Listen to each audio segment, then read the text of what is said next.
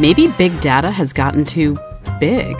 Whether you're a B2B marketer or a consumer brand, your data needs to be viable, relevant, and accessible so that Stirista can help you retain customers, acquire customers, and make it personal.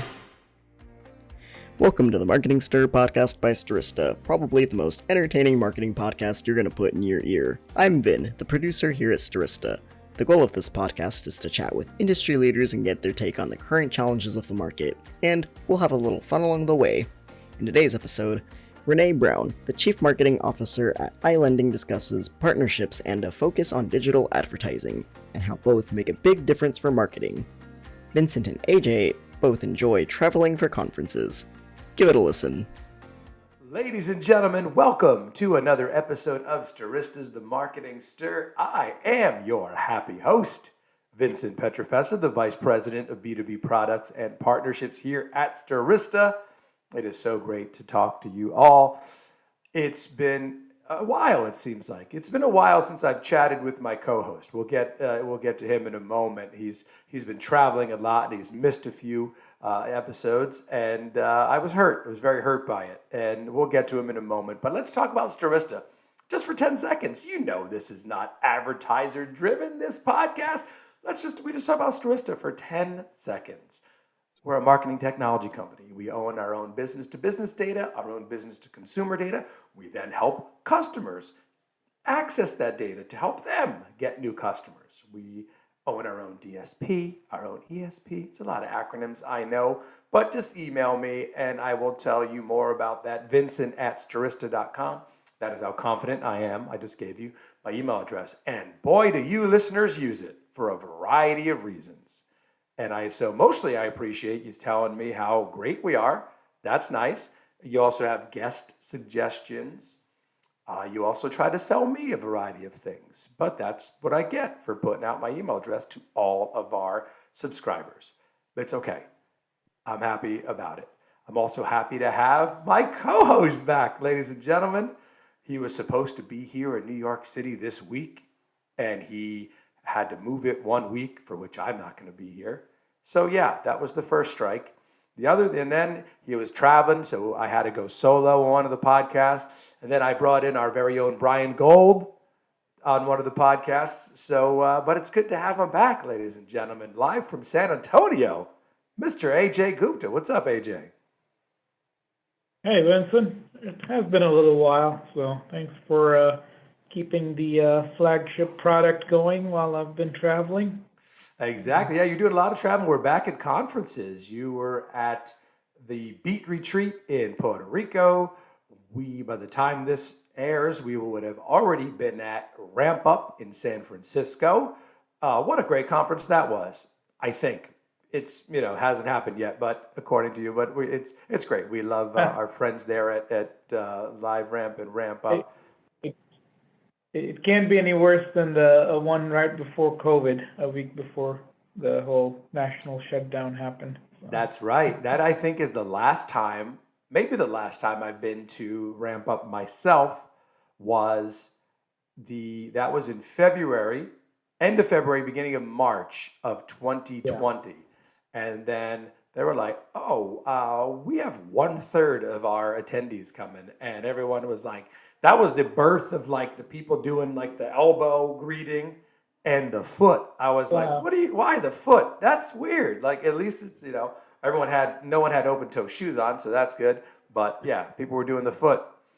But we'll be back there. I remember there was one lady who, everybody else was still shaking hands and it was more of a joke, the foot and all that, and elbow.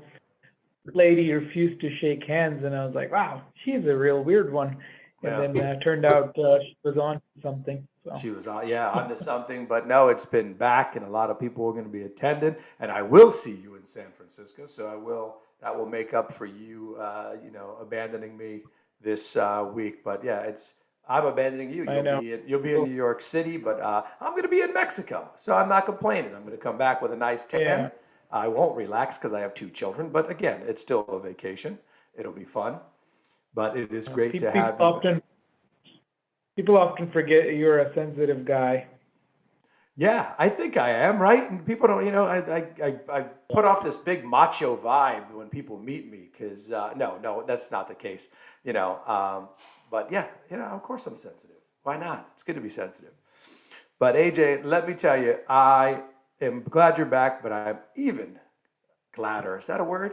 Gladder? Happier? No, it's not a word. My guest is already saying it's not a word, but it's, happier. I'm happier now because we have such an amazing guest. I had an opportunity to talk to her, and I know our audience is just going to love her. Ladies and gentlemen, she is the Chief Marketing Officer at iLending. My new friend, Renee Brown. What's going on, Renee? Hey, it's a beautiful winter morning and great to visit with both of you guys. So thanks for inviting me. Oh, so we're happy to have you, Renee. I enjoyed our conversations in the past, and I'm really, eager to get your story out to our amazing listeners.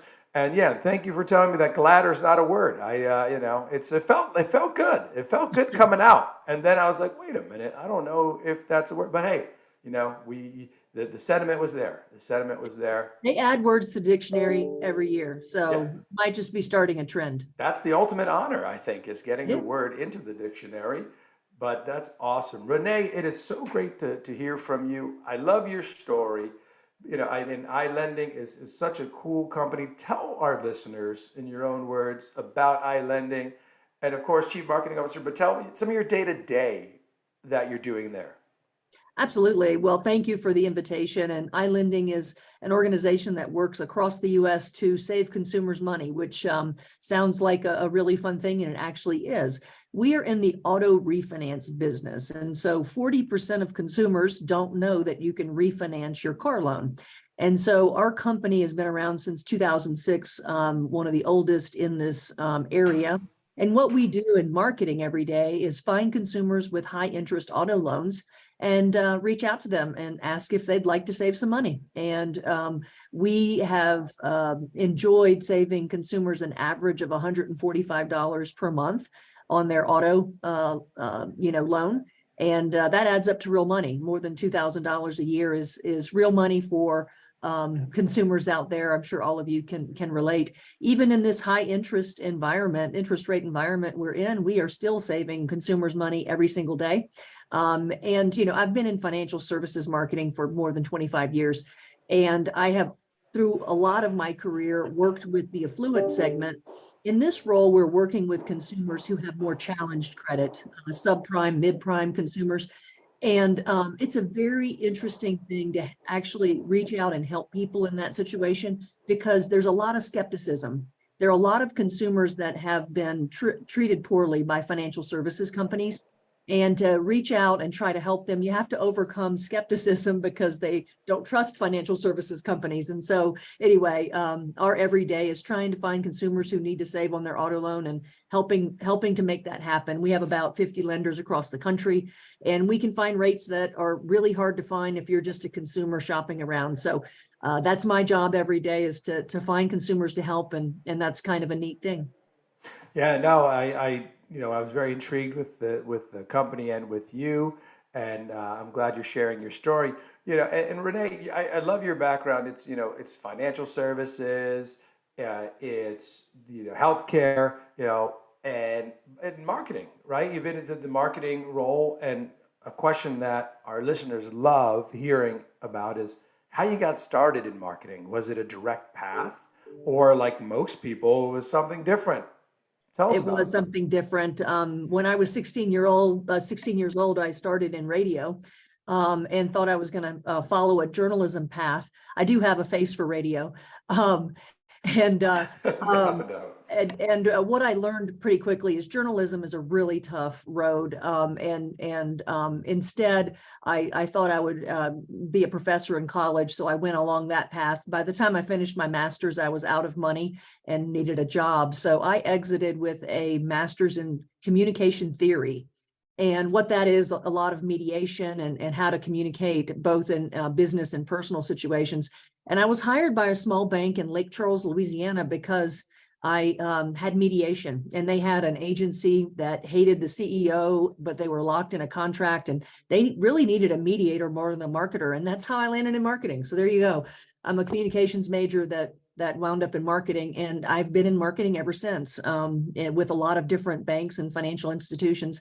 But also, as you mentioned, I took a stop in healthcare for a couple of years, and there are a lot of similarities between financial services and healthcare. We can talk about that if anyone's interested in that topic. But anyway, so how did I get into marketing? A little bit of happenstance, but it really fit what I enjoyed around how do you help with people communicating and matching people's needs with what a business is trying to sell at any point in time. Renee, you've worked at some pretty large companies like Wells Fargo, but what do you enjoy about working at a startup, and how is it different than some of the experiences you've had at bigger companies? Yes, I've worked at Fortune 5 companies and then now at a startup. There's a lot of things to love about larger organizations, and there's a lot of things to recover from after you leave large organizations. One of the things that's very different with a startup or a smaller company is that we have a singular product or service that we sell. And so everyone's focused on the same thing, the same goal. And at larger companies, oftentimes when they have many different product areas, you actually have internal marketing and competition to reach the same client across product groups. And so I was doing more internal shuttle diplomacy in a lot of my roles at large companies to get the work done.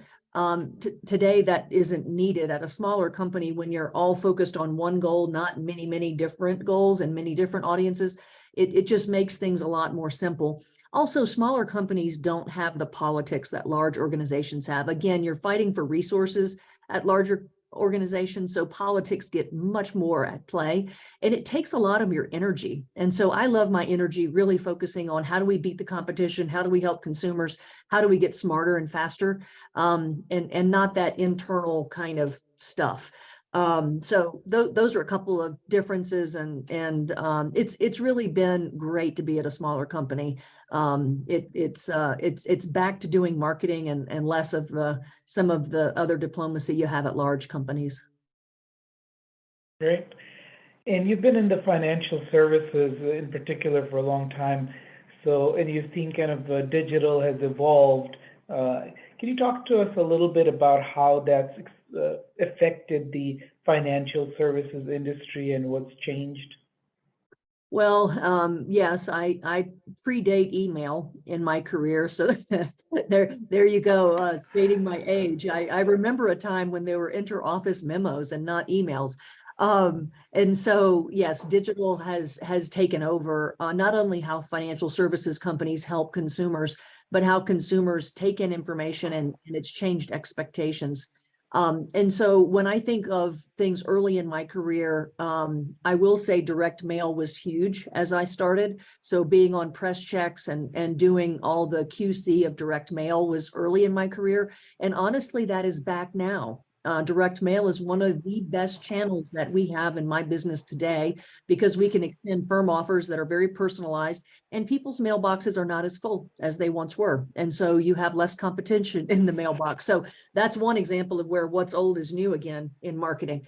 But the difference in direct mail today is we do retargeting today. So if we send out 1 million pieces of mail, we can probably send out 750,000 emails because we have those email addresses. And then you can retarget them on Facebook and other social media channels and on their Google searches and that sort of thing. And so that really increases the productivity and the efficiency and effectiveness of direct mail is the digital component. But overall, as you think about the changes that have happened in the world of digital, I would say around 2010, as social media started really becoming part of all of our lives, consumers have given up all of their privacy willingly and not even realizing it, because social media started very in an innocuous way, and people were sharing what they were eating and reading and just every moment of every day, not really being clear that these companies were buying their data, buying their behavioral information and selling it. Now consumers are a little bit more aware, but still you see people, particularly kids, younger people, give up so many elements of privacy. What it's good for marketers is we can really hone in on some behavioral things and really target consumers better. But at the same time, that feeling of privacy is really a false sense of security. And it's because of the way that we interact digitally, and our ability to really track a consumer is substantial. I know a lot of consumers dislike the retargeting advertising, but it's part of our everyday, where if you express interest in a car or any kind of product or service, it will chase you around for a long time because people know what your behaviors are. And that can be very good. And it also has its limitations. And so, I would say financial services now has a lot more great data on consumers to better target consumers. And I think the problem with financial services is the expectations of consumers continue to grow and grow. And I think financial services is still behind on how do we educate consumers, make them smarter, make them not have to work as hard, make things easier to understand.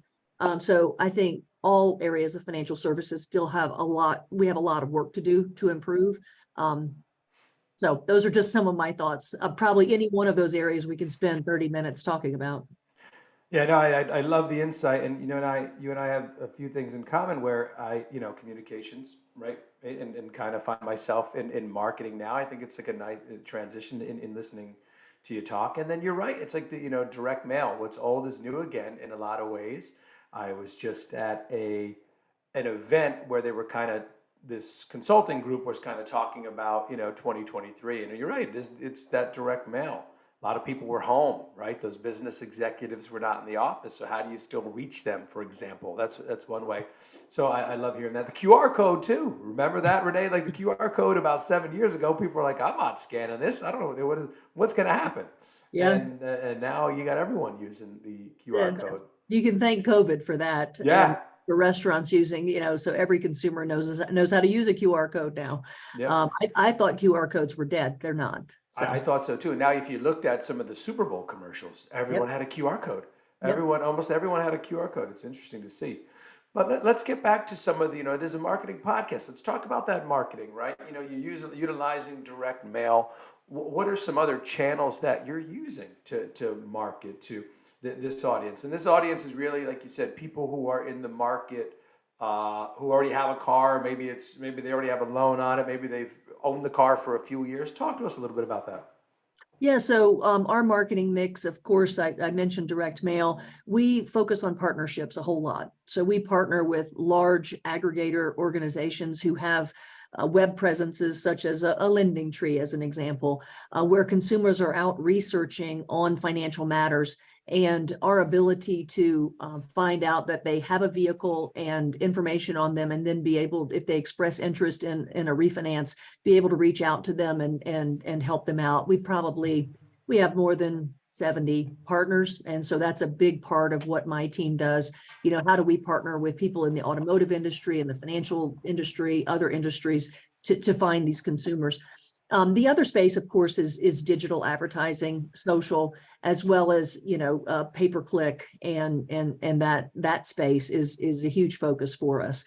The way that people are searching for terms is critical. If somebody searches auto refinance, we want to be the first name that pops up, so that they research us prior to any of the competition out there. And the pay-per-click space is really interesting because you can see how an area gets a whole lot of interest at certain times in a market cycle, and then it can drop off. And a lot about how much people are paying for those search terms is a very interesting leading indicator on how the overall industry is performing.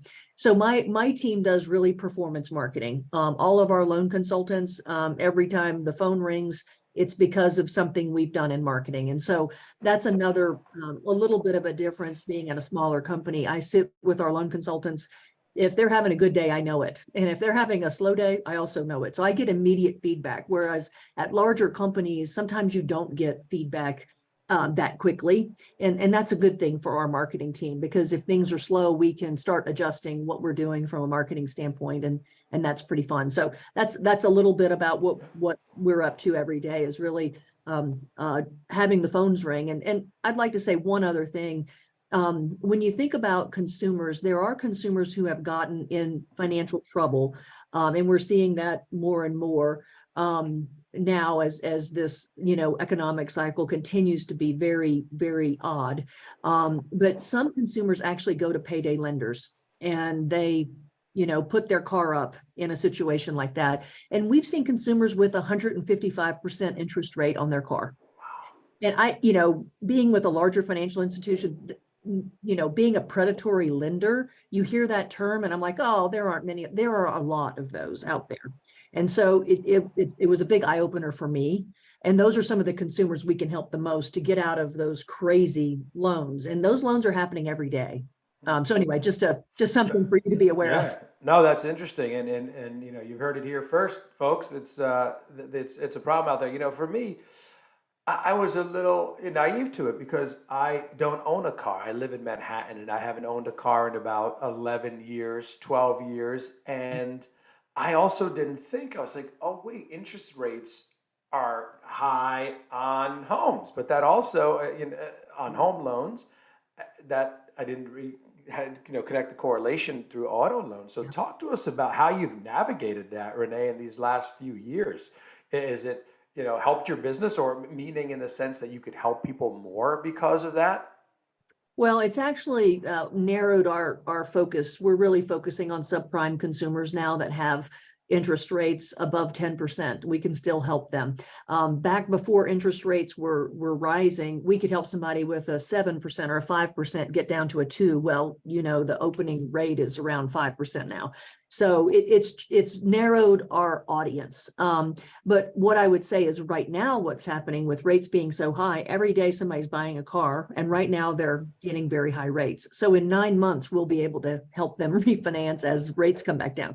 So it's all a cycle. So we see it, kind of taking the longer viewpoint on how we can help out. Renee, here's a fun question for you. This is a question we ask all of our guests. I'm sure you get a lot of LinkedIn messages, and a lot of them are unsolicited. Actually, probably most of them are. What's a message that really annoys you, and what's one that'll get a response from you? Thank you for that question. I have noticed so many more cold call kind of emails through LinkedIn.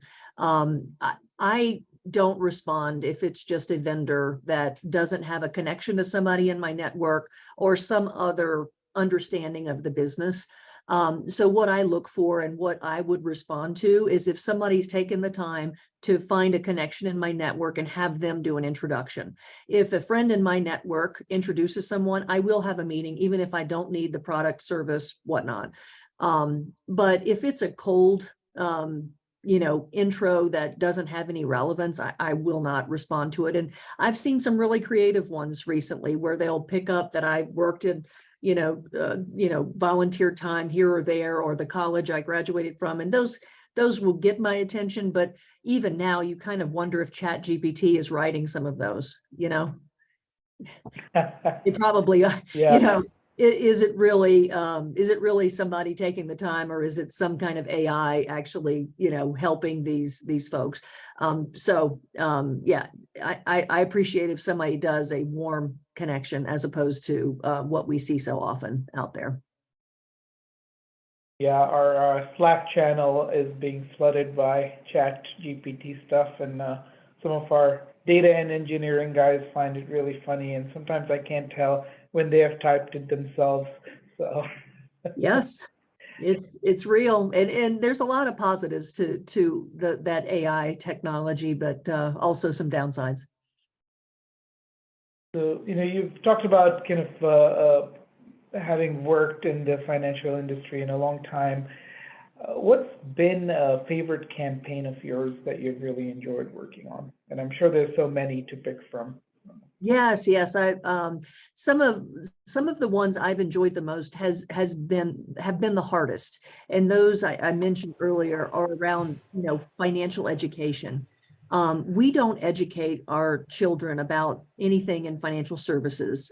Kids leave high school and even college, not knowing the basics of the stock market, not understanding the need for savings, understanding Social Security, some basics. And so a lot of the campaigns that I've worked on that I've enjoyed have been around how can we educate, give tools, and remediate consumers on matters of finances. In fact, one important stat is only 9% of consumers have a financial plan of any type. So 9% of consumers have a financial plan. That's frightening.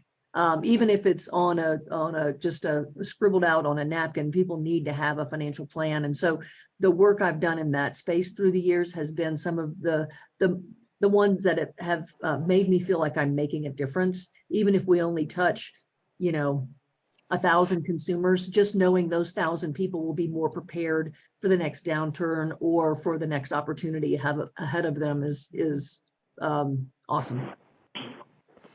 Renee, let's get back to iLending. I want to talk about what separates iLending from the competitors.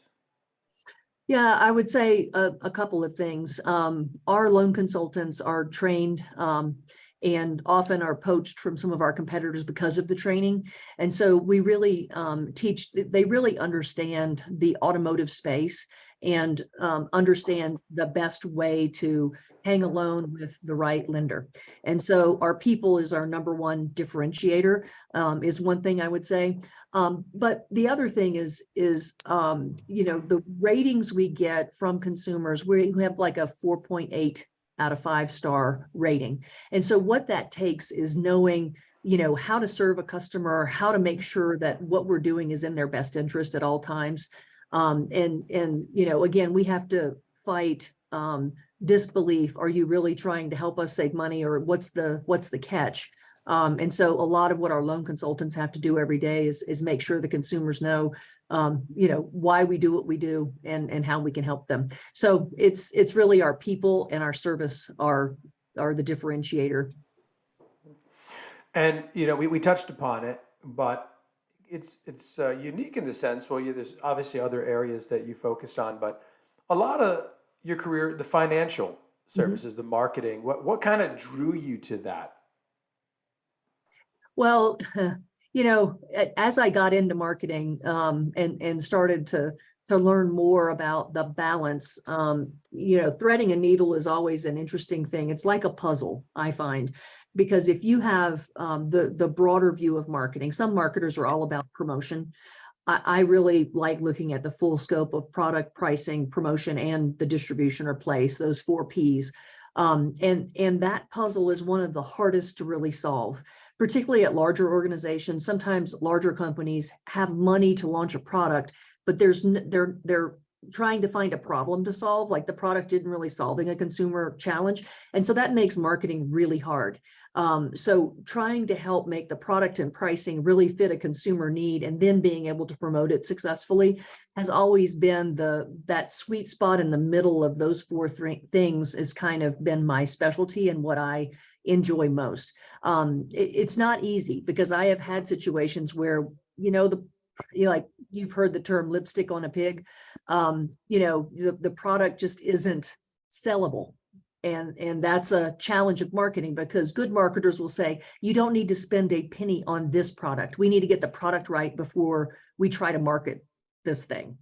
And relying on consumer data and consumer research to do that is mission critical. And so having a little bit more of a background in quantitative research has also been helpful to, because if you can let the consumer speak for you, your job is easier in marketing. You don't have to just say, this dog won't hunt.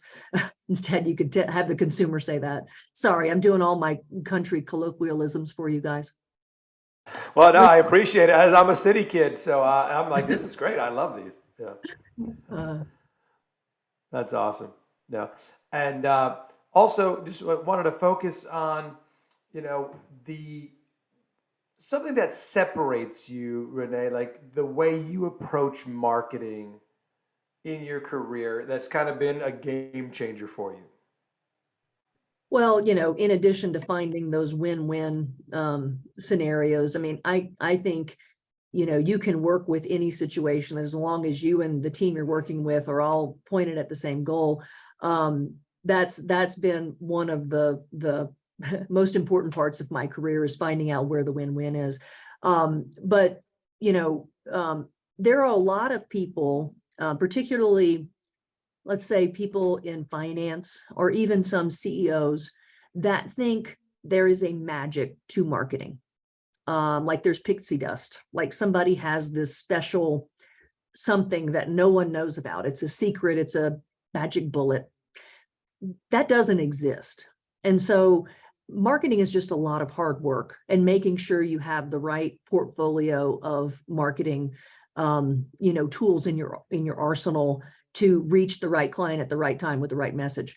And so that hard work side of marketing has always been what I've leaned on, and less about this magical big idea. Now, there are a lot of companies that have come across magical big ideas, but they've had a really good product in addition to having some great and creative ideas. But in financial services, and when the time I spent in healthcare, it's a lot of hard work to reach the right person at the right time through the right channel. So being a hard worker, I guess, is the answer. Renee, what are some of the channels that you are actively focusing on right now? Well, our digital channel is key right now. The other thing that we're focusing on is in this space where our market has really gotten a lot smaller, to just that subprime consumer. We're actually leaning in on the data side of things to go back a year, a little bit longer, to consumers that we know we can help, and for whatever reason we're not able to reach them. And so we're looking at new ways to reach out and get in touch with those consumers. So it's really leaning in on data and figuring out, based on what we know about these consumers, what's the best way to reach them right now to get them to respond and work with us. So that's I would say we're really getting back to the data side, and then figuring out from that data how to best reach consumers that haven't connected with us for whatever reason. And I love data. said this, one quick thing, I haven't said this before, but marketing is only as good as the data you have. So I've been lucky to work at large companies that own databases of every consumer in America. Well, this company does not have that, but there are other ways to get the right data that you need. And so having really smart people in your data group is one of the most critical things for a marketing organization to be successful. But I interrupted you, AJ, sorry. No, I love that. As a data company, I like that sentence you had. So what's, Renee, your favorite part of your job? Working with the people. I am one, we've been in the office through the pandemic, and there's a lot to be said for hybrid working or remote working, but there's also a lot to be said on the types of conversations you have in person with people. And so I find those to be some of the richest dialogues. And so marketing, in my opinion, is only as good as the marketers you have on your team. Marketing is very people intensive. Yes, there's a lot of data use and digital use and that sort of thing, but what's behind all that are people making smart choices on the audience segments and the timing of campaigns and that sort of thing.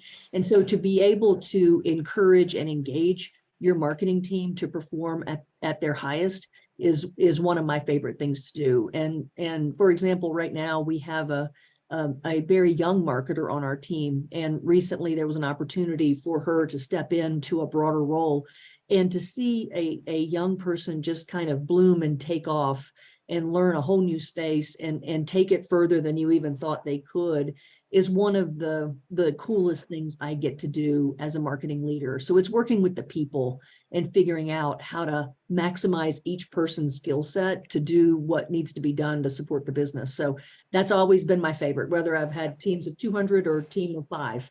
The people are what really I get jazzed up about every day. Yeah, we love hearing that. Renee, let's get to, as we're about to wrap, let's get to know you. Personally, some of your hobbies, what you like to do. Your LSU grad, the Tigers, the Yes. world champs of a few years ago. Shout out to Joe Burrow. He doesn't listen to the podcast, but you know what I mean.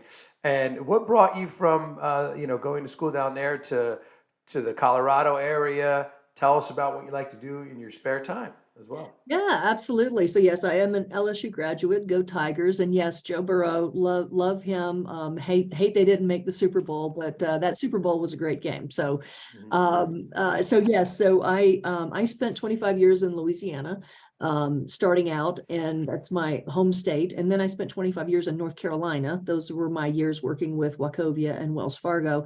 And now I'm in Colorado, following the role I'm serving in today. I am very lucky to have a terrific daughter who's at Boston College, so much closer to you, Vincent. Yeah. She's a sophomore studying pre-med, so you can tell that she saw enough about marketing to not go down the path of marketing, for whatever that's worth. She'll impact a lot more lives in medicine, I'm assuming. And so for fun, I love people, as you could probably tell. So cooking is one of my favorite things, and life is good. Entertaining and cooking is my thing, which is a little bit, being a Cajun, I think it comes with the territory. That's awesome. That's awesome. Yeah, that's proud mom. Great. Shout out to Boston College up here in Yep. the Eagles. Northeast. Yeah, so you're probably up here every once in a while. I mean, in New York, but it's a couple hour Amtrak ride away to Boston. That's amazing. And Renee, a closing thought, something you'd love to leave our audience with, just some thoughts, some final words. Yeah, absolutely. And the thing I would impress upon folks who are in marketing, a growth mindset is something that's absolutely needed. And I've noticed that people, as they go through their career, sometimes can develop a very fixed mindset where they feel like there's only a finite opportunity set or a finite ability to impact the business. And I think for the marketing organizations in any industry, having a growth mindset, being the one on the leadership team saying, it doesn't have to be either or, it can be both. We could actually take this market segment, not just make a small impact, but make a huge impact. So I think the role of that growth mindset leader is the role of the chief marketing officer and their entire organization. And so having and maintaining a growth mindset and maintaining that glass is half full and finding the opportunity, even in the most difficult situations. You've probably seen the best brands take negative situations and turn them into a positive. And so in so many ways, the role of marketing is to find how the glass is half full and how do you, beat a challenging economic environment like we have today, and find that consumer and do that thing that will drive the business. So growth mindset is the most important, mental state of any marketing person. So that would be what I would leave you with. We love it. Words of wisdom. We really appreciate it, Renee. And ladies and gentlemen, check out iLending.com. iLending. I wish I knew about iLending. My very first car that I bought when I was about 22 years old was a Nissan Altima, and I had a 10% interest rate. And I wish I would have known. True story. And that's when my credit wasn't so great. It's fantastic now, people, so don't get it twisted there. But I have a great credit score. But I remember 10%, and I wish I had something like this. True story. I haven't owned a car since. But for those of you out there own a car, have those high interest rates, check out iLending. This has been another episode of The Marketing Stir. That's Renee Brown, the Chief Marketing Officer of iLending. That's Ajay Gupta. We're so happy he's back. I, of course, am Vincent Petrofessa. Thank you so much for listening, and we'll talk soon. Thanks for listening to the Marketing Stir podcast by Stirista. Please like, rate, and subscribe. If you're interested in being a guest on the podcast, please email us at themarketingstir@stirista.com. And thanks for listening.